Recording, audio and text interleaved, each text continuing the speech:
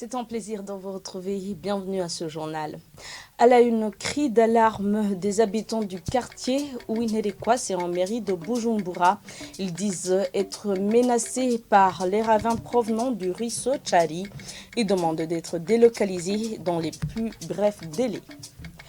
À la page sportive, 3 médailles d'or sur 20 médailles au total ont été décrochées par l'équipe burundaise de natation dans des compétitions au niveau de la zone 3 à Dar es Salaam en Tanzanie. Plus de détails, c'est dans quelques instants.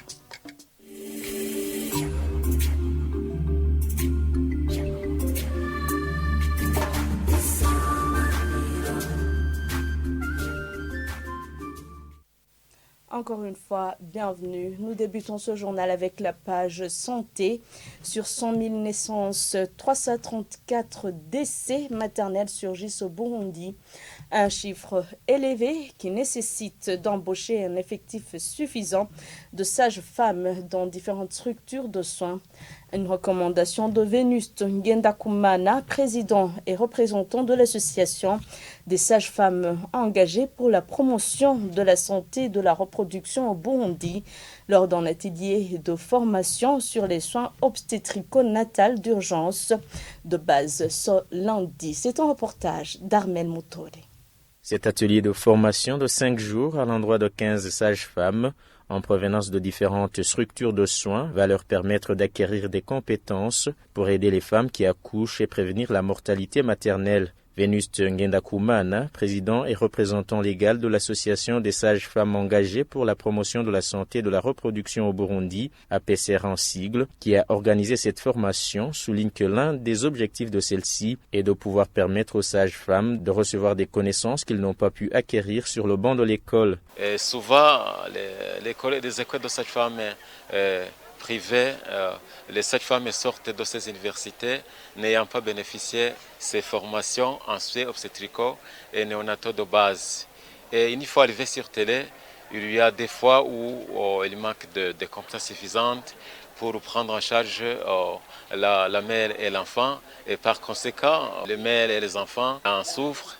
Et des fois, ils présentent des complications, allant même jusqu'à la mort. Le gouvernement du Burundi, par le biais du ministère de la Santé publique, devrait embaucher un effectif suffisant de sages-femmes pour faire face à ce taux élevé de mortalité maternelle, d'autant plus que la plupart de ces derniers sont au chômage, alors que le pays a investi beaucoup dans leur formation. Le gouvernement les a formés en nombre suffisant, mais ce qui est bizarre, c'est que ces sages-femmes sont inoccupées, alors que les maternités, les femmes, les enfants en ont beaucoup besoin.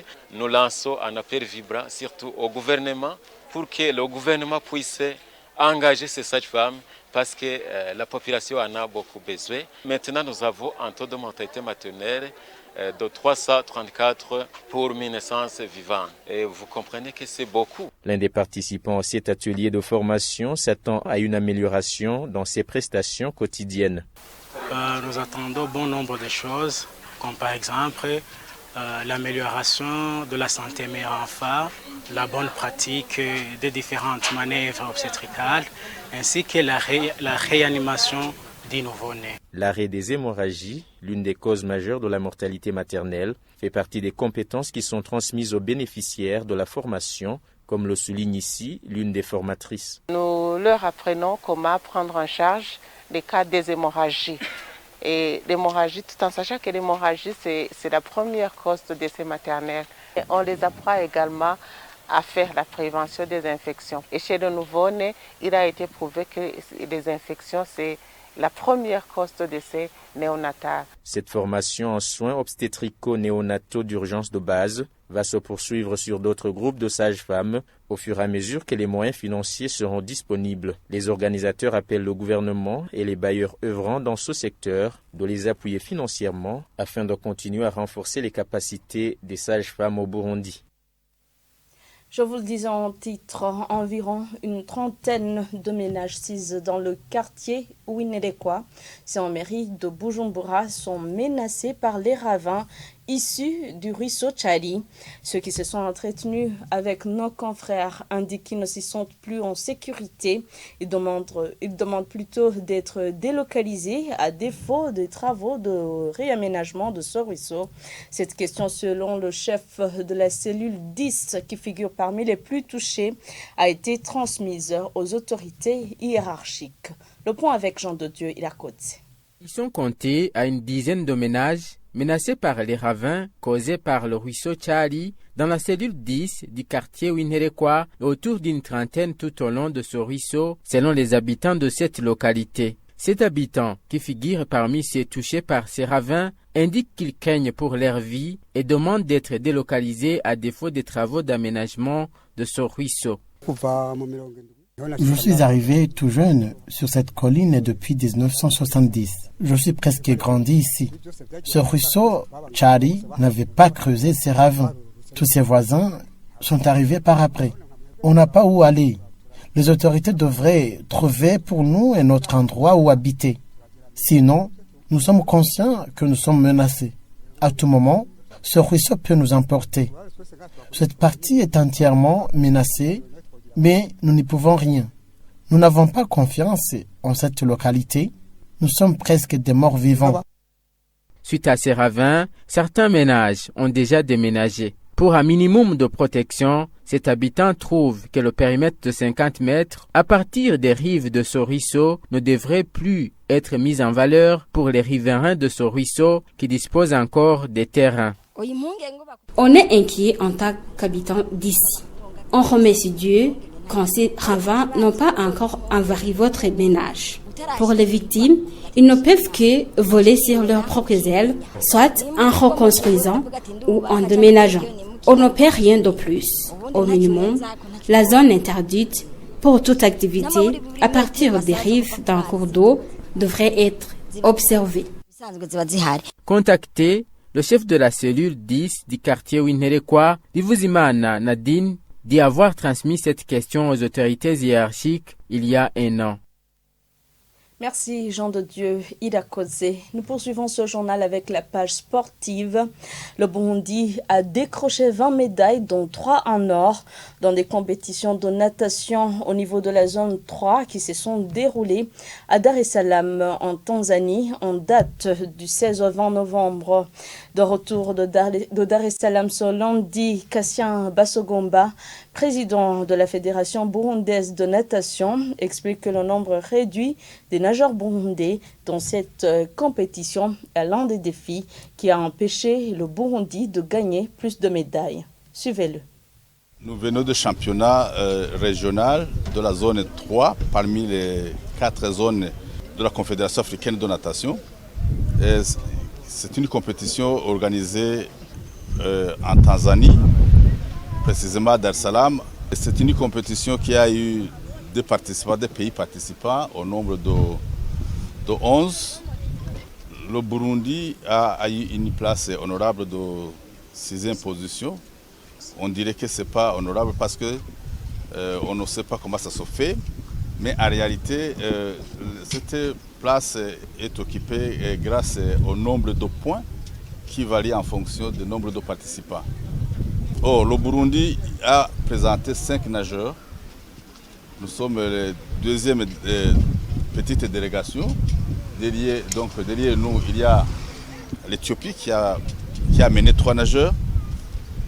16, c'était le nombre que j'avais demandé au gouvernement de nous aider pour faire participer 16 nageurs. Nous avons engagé nos nageurs sur 62 épreuves qui a accouché 20 médailles, dont 3 en or. Ce sont des résultats satisfaisants qui honorent la fédération, qui honorent le pays. Là, on demanderait quoi? C'est tout ce qu'on veut demander, les responsables le sachent. Le sachent, c'est avoir des moyens pour faire participer beaucoup possible. Parce que les 55 de l'Ouganda, c'était venu en avion, c'était pas de blague. 55, ça dit quelque chose. Et c'est pas la fédération qui a pu amener 55, c'est la contribution de l'État. On demande aux responsables du sport burundais d'essayer d'aider, comme on le fait pour le football, comme on le fait pour les autres disciplines. Aider dans le sens de développer le sport. On ne baissait pas les bras. On a commencé ça, donc la natation, très longtemps. On ne savait pas que ça devait aller. Et on doit continuer. En actualité internationale, le Qatar a lancé la Coupe du monde du football ce dimanche. Les informations tirées sur Euronews indiquent que l'événement était très spectaculaire et attendu. Le premier match a opposé le pays hôte et l'Équateur. Images et commentaires.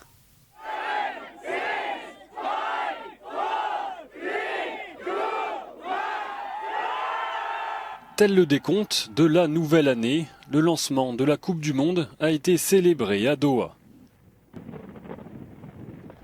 Toute la planète football a désormais les yeux rivés sur le Qatar pendant un mois. Profitez-en, c'est une Coupe du Monde. C'est un immense honneur, quel que soit le pays que vous représentez, de jouer dans une Coupe du Monde. Et le principal, c'est d'en profiter. Je suis sûr que nous allons tous assister à un grand spectacle. Il faut surtout qu'ils en profitent et bonne chance à tous les joueurs qui y participent car la Coupe du Monde est un événement spécial qui n'a lieu que tous les 4 ans. Sur le terrain, les Qataris ont lancé leur Coupe du Monde par une défaite 2-0 face à l'Équateur. Le Qatar est ainsi devenu le premier pays hôte d'un mondial à s'incliner lors de son premier match. L'atmosphère était absolument électrique ici au FIFA Fan Festival au cœur de Doha. Si vous êtes au Qatar mais sans billet pour un match, c'est la meilleure chose à faire. Le football, la musique et les cultures se rencontrent. C'est la destination centrale pour les fans du monde entier. Des milliers de personnes ont été refoulées car la capacité maximale de 40 000 personnes a été atteinte quelques heures avant le coup d'envoi. Cela donne une indication de la frénésie des fans pour cette Coupe du Monde. Toujours dans la Coupe du Monde, l'Angleterre vient de gagner à 6 contre et 2 contre l'Iran. Le Sénégal, quant à lui, a perdu face aux Pays-Bas sur un score de 2-0. Et c'est par ici que prend fin ce journal. Merci à tous de l'avoir suivi. Bonne suite des programmes avec la télévision Isanganiro.